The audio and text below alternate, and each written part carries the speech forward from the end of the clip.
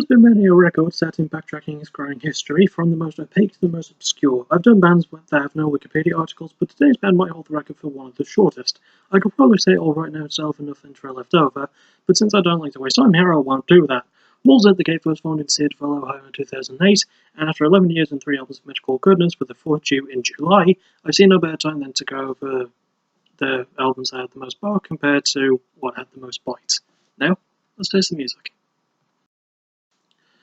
We start with the band's debut album, Captors. Released in 2012, it came out through the band's home with Solid State Records. It was produced by Andreas Magnusson, and it's the band's shortest album at 45 minutes and 42 seconds. Also, Shane Blay of O Sleeper and Woven War appears on the song Slaves. Now, background. So when the band first formed in 2008, their lineup at the time was singer Colin Jones, guitarist Jeremy Steckel and Steve Capucci, bassist Ben Summers, and drummer Ryan Connolly. Ryan left pretty quickly and was replaced by Dave Nesta. During this period with the lineup as it wasn't long until the band started working on material. They released 3 EPs back to back, which were Prisoner of War in 2009, Pulled from the Deep in 2010, and We Are the Ones in 2011. Oddly, the first 2 were demos, and the last one is technically unreleased on an independent label, as the band would soon be recognised for their hard work, with Solid State signing the band so that they'd release We Are the Ones through that label in 2011. Of course, that would be one of many changes before Captors was released. Dave would leave and be replaced by Ben Milhouse, and Colin would leave to be replaced by current vocalist and keyboardist Nick Dirty, but Colin would provide vocals for the song Amnesty on this album, so there's no bad blood there, which I always like to see personally. This would finalise the lineup at the time, with Nick on scream vocals and Steve on clean vocals, and I will admit, of all the 2 vocalist metal bands out there, and there's a lot of them, Wolves at the Gate worked really hard to stand out from those here. We'll cover it more in the performance segment later, but I like that they bounce off each other a lot better than other bands with a similar blueprint have done. Stephen also provided additional production, and for a debuting metalcore album in 2012, it's a really good job that happened. Since this was the only album of theirs I hadn't heard prior to actually writing for this episode, I was pleasantly surprised here. I can't even say that it's rough around the edges, as the production smooths out any rough patches that this album could have had without making it sound too clean. It's a testament to the well-paced structure that the album has this, and the lyrics aren't bad either, covering pain, addiction, and struggles of faith, and the band sound great as well. Nick and Steve's vocals bounce back and forth well, with good range and delivery as well as good keyboard work from the former. Steve and Jeremy's riffs are stacked with good chugs, Summers' bass work is nice, deep, and strong, and Milhouse's drumming comes up well with great breakdowns and stomping beats. Standard songs include intro track The Harvest, Slaves, In Your Wake, Safeguards, and my favourite, In Amnesty. Short, sweet, and solidly written, Captors is a really good encapsulation of the band's sound with great polish and performances, so yeah, I can recommend this one. We then reached the band's second album, VXV, or 5x5 if you will. Released in 2014, it came out through Solid State and it was produced by Will Putney. Now, background. In the time between their first album and this, with Captors scoring high on the Billboard Christian and Hard Rock charts, the band got right back to work, soon turning out the Back to School EP. Between that EP and this album, we'd have some more lineup shifts. Jeremy would leave, making the band a quartet and leaving Steve to take up solo guitar duties, and we'd get a new drummer here too, as Ben Milhouse would leave to be replaced by Dylan Baxter. Also, one thing I like is what the title is based on, which is the military ranking on single strength, with 5x5 being the highest. I guess that sort of thing would make sense, since Solid State is the home of Demon Hunter, a band whose music has been used by the military to the point where some who signed up had Demon Hunter patches on the uniforms. I don't know if Wolves at the Gate did the same though. But I did know that this album was my first in full by the band and it kicks a lot of ass. See, as I mentioned, or glossed over rather in the intro, I don't have a lot of information for this band, which sucks, but it does give me room to heap praise where praise deserves to be heaped.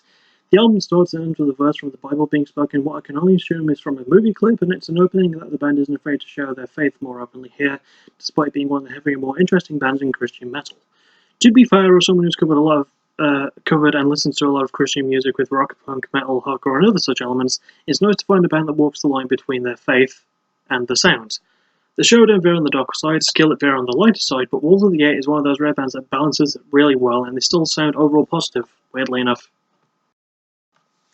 Honestly, this might be one of the most uplifting albums of 2014. While it didn't make my top list for that year, that doesn't mean it's not worthy. I mean, it's super worthy. There's a lot more measurement and balance of the structure, with the pacing and tone being top-notch, and the lyrics covering faith, love, friendship, and betrayal, also with great storytelling, are just fantastic.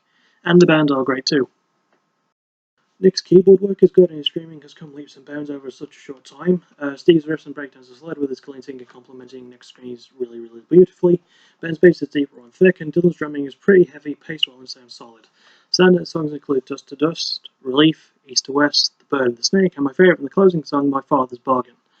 VXV showcases newfound storytelling techniques with a tight production and solid instrumental chops to back it up. I could recommend this one. A lot. It's good. And finally, we reached the band's third album, Types and Shadows. Released in 2016, it again came out through Solid State, was produced by Will Putney again, and it's the band's longest album at 54 minutes and 39 seconds. Now, background. Once again, I don't really have a lot. To bridge the gap between VXV and this album, there was an EP titled Reprise, which would be the band's last piece of work with Dylan Baxter before being sought out for current drummer Abishai Collingsworth. It would also be sort of the band's last as a quartet. Sources differ, but I think they have another new guitarist named Joey Alicorn now. They got him in 2018, so it is quite recent, and I'll probably find out more when the next album comes out. But we're supposed to be talking about this album, and this album is amazing, so let's do that. Once again, I'm glad to not have a lot of actual information for this, because holy shit, this album is a beast. If the band is doing their own production for one thing, then it's paying off really well.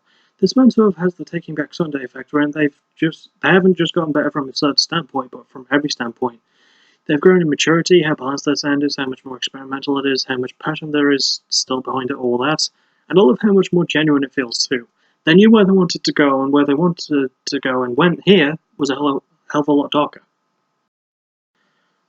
Another part of that helps is the fact that Steve Kabuchi produced some parts of this album as well, further helping the sound to feel more organic and authentic. And if there's one word I can use for this album among the many others that I could use, it is organic. It's just so consistent how well each song flows into the next one that it again feels like a concept album, and considering the darker subjects that it touches upon, it wouldn't surprise me if that was the main intention. I guess that's sort of the reason why I like Walls at the Gate as a band though. They really are one of the rare gems in alternative Christian music. Their structure and sense of pacing and tone is strong once again, with the darker style really helping, and the lyrics covering war, shame, disbelief, and dealing with one's own darkness all shine through here as well, as do the band. Nick's dreams have come far, adding a great atmosphere along with his keyboard work. Steve's own clean vocals have a new tone to them, and his riffs and breakdowns sound good. Ben's bass is still deep, nice and thick, and really solid. And Amshai's drumming is hard, heavy, and pummeling. Standard songs include Anathema, Broken Bones, Lowly, Fountain, and my favourite in the closing song, Gravedigger. Showcasing a new maturity and depth with better production to boot, Types and Shadows is an absolutely brilliant output, and I can recommend this one. Yeah. So let's round them off. My favourite is possibly Types and Shadows. Just the depth and darker tones to it are fantastic, with great lyrics and some new tricks tried, which all pay off really well. Least favourite is maybe Captors. Once again, it's another case of the band getting better as they've grown up, and the album isn't even all that bad, but as usual, I have to pick one. So, all in all, the album is still in a pretty solid state. My first label pun, so there you go. Anyway, join me next time where I cover Tateyama Chiba, Japan's own ex-Japan. The season's almost over. I'll see you all actually tonight for new PBW stream. The next pay-per-view, Locked and Loaded, is going to be fucking great. And tomorrow, maybe for a fight of the night, depending.